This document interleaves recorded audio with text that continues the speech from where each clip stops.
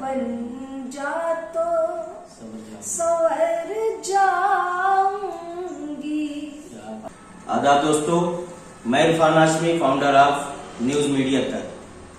इस वक्त मैं आप पहुंचा हूं उड़ीसा के एक मशहूर शहर संबलपुर में। आज 27 तारीख और यहाँ पर आज एक ऑल इंडिया मुशायरा उर्दू एकेडमी का होने जा रहा है। और जैसा कि आप इस वक्त देख रहे हैं, हमारे साथ में बहुत ही मशहूर नामवर शायरा डॉक्टर आरफा शबनम साहिबा तशरीफ रखती है। एक अरसे के बाद इनसे मुलाकात हो रही है। हालांकि मैं इन्हें बहुत पहले, आज तकरीबन आजमगढ़ के इलाके में और अपने रिकॉर्डिंग के हवाले से तमाम जगहों पर सुना, लेकिन काफ़ी अरसे के बाद, मेरा ख्याल है कि 10-12 साल के बाद आरफा शबनम साहिबा से मुलाकात हो रही है। तो इनका एक शेर है कि हालांकि मुझे शौक संवरने का बहुत है और मैंने कभी अपना ही चेहरा नहीं देखा। आइए मुलाकात करते हैं आरफा शबनम साहिबा से। आरफा शबनम साहिबा, मैं Irfan Hashmi, founder of news media तक, आपका न्यूज मीडिया तक पर खैर मकदम करता हूँ। शुक्रिया। अस्सलाम वालेकुम दोस्तों। मैं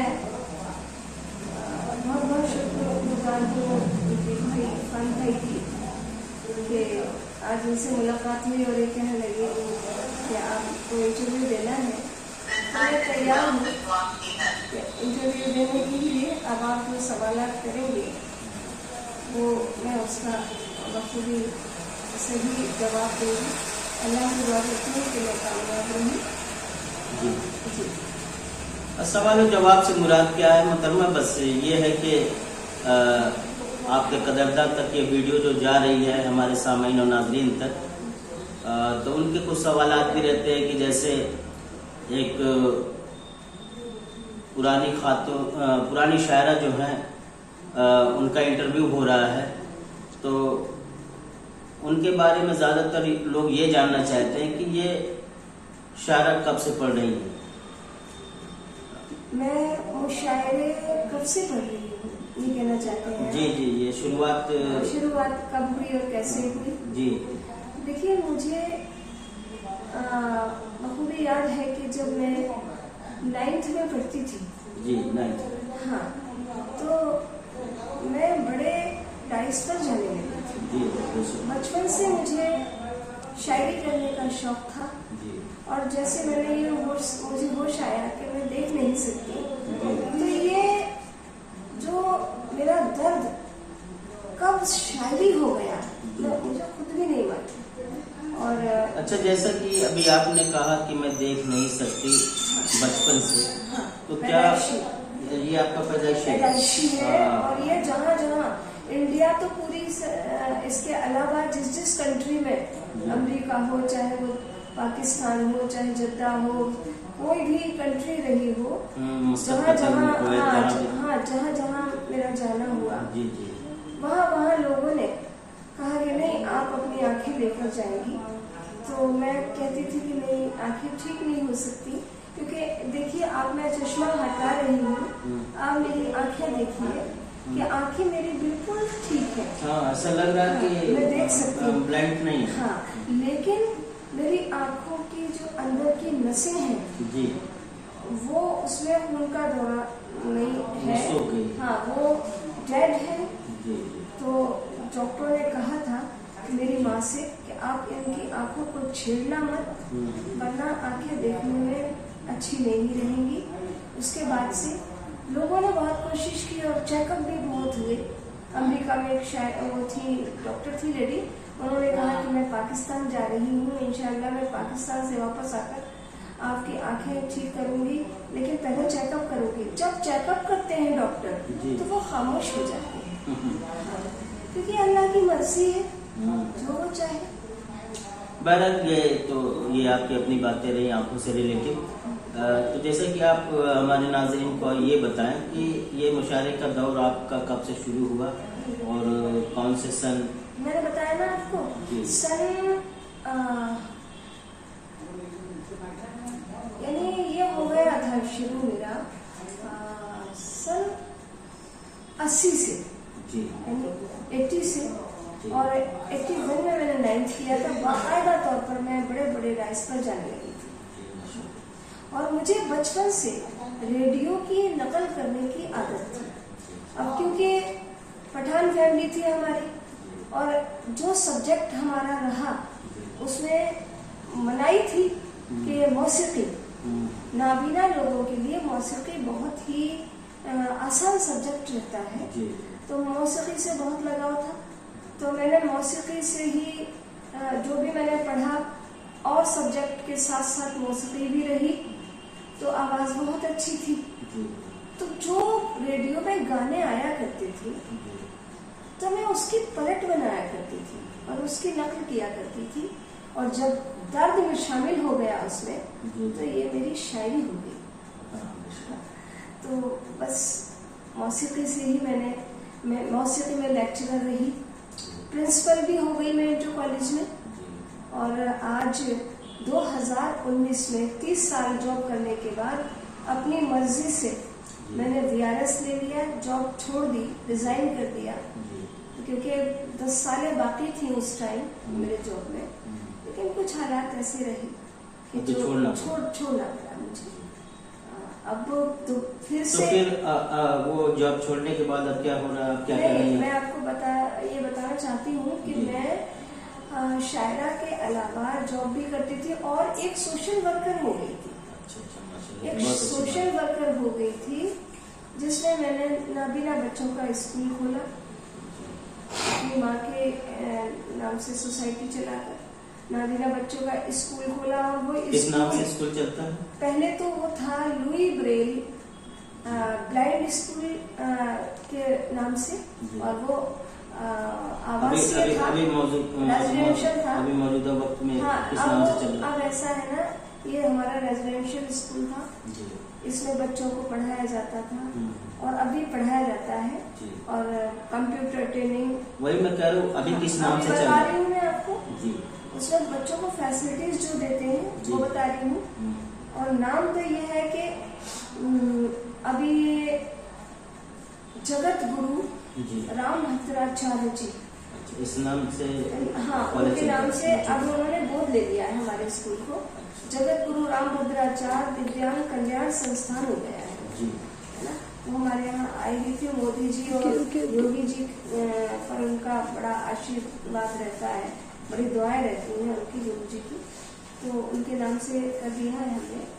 और हमारी माँ उनके नाम से पहले सोसाइटी थी, ज़ैकबी आर्ट एंड वेलफेयर सोसाइटी। तो उस फील्ड में मैं इतनी आगे बढ़ी कि 2005 में मुझे गवर्नर अवार्ड भी मिला लखनऊ में, बड़ी बात है। और जबलपुर में मुझे 2020 में मदर टेरेसा अवार्ड भी दिया गया, वाह। और 19 में मैंने रिजाइन कर दी थी जो, और दोबारा से मेरा दिल काम सारा करती थी, लेकिन मुझे ज़हनी सुकून, दिली सुकून नहीं मिलता था। अच्छा, जैसा कि मैंने अभी शुरू में ये तमाम नाज़रीन से मैंने कहा कि 10-12 सालों के बाद जो है हमारी आपसे मुलाकात हो रही है मोहतरमा आरिफा शबनम साहबा से। जी। तो जैसे कि आज आपका मुशायरे में आना हुआ, ये 27 तारीख को आपका मुशायरा है उड़ीसा के शहर संबलपुर में। जी जी। तो अब क्या मुशायरों में जाने का सिलसिला जारी हो गया आपका? बहुत जबरदस्त।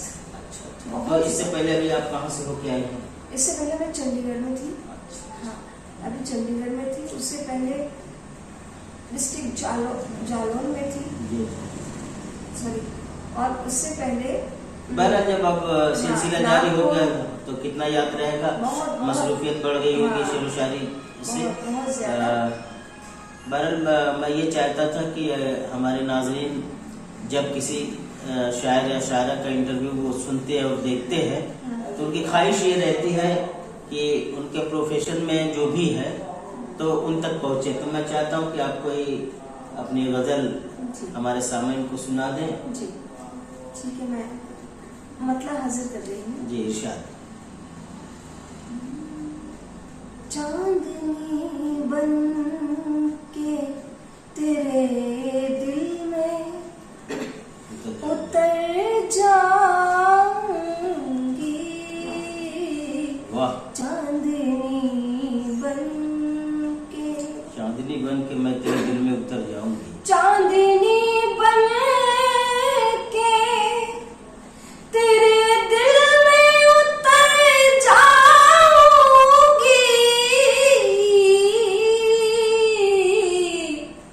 तू निगाहों से छुएगा तो निखर जाऊंगी। क्या कहने भाई, वाह वाह तू वाह। निगाहों से, शुक्रिया, छुएगा और शेर देखेगा। अता करे भाई।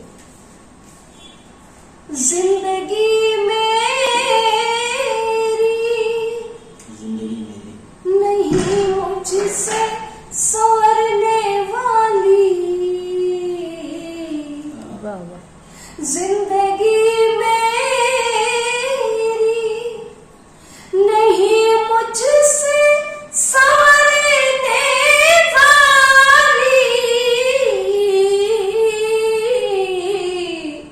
तू मेरा आईना बन जा तो संवर जाऊंगी, तू मेरा आईना बन जा तो संवर जाऊंगी। और ये शेर भी देखिएगा, ये शेर मैं पढ़ रही हूँ, लेकिन इस वक्त नासिर साहब नहीं है और आज उनका मुशायरा है नासिर साहब का, तो मैं उन्हीं की नज़र ये मीडिया तो पहुंचाएगा, है ना, एक एवन मुशायरा मीडिया। आपका शुक्रिया अदा करती हूँ और नासिर साहब से एक बात कहना चाहती हूँ कि मेरी आँखों में अंधेरों के ज़ख़ीरे हैं, मगर मेरी आँखों में ज़ख़ीरे हैं, मेरी आँखों में अंधेरों के ज़ख़ीरे हैं, मगर रोशनी मैं तेरी महफिल में तो कर जाऊंगी,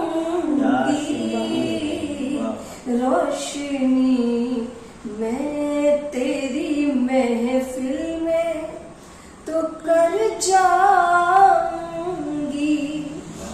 और देखिएगा कि मुझको सांसों के गुलिस्तां में बसा लो, वरना मुझको सांसों के, मुझको सांसों के गुलिस्तां में बसा ले, वरना मैं तो खुशबू हूँ फज़ाओं में बिखर जाऊंगी, मैं तो खुशबू हूँ फज़ाओं में बिखर जाऊंगी। और गज़ल का मक्ता देखिएगा, जिंदगी दूंगी बहारों को मैं, शबनम शबनम जिंदगी दूंगी, जिंदगी दूंगी बहारों को मैं, शबनम शबनम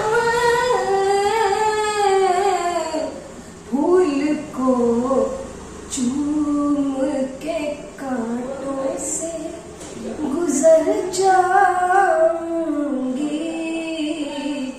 तू मेरा आईना बन जा तो संवर जाऊंगी। बहुत बहुत शुक्रिया मोहतरमा आरफा शबनम। सामीन, आप समाप्त कर रहे थे मोहतरमा अरफा शबनम, जिनका ताल्लुक आगरा से है।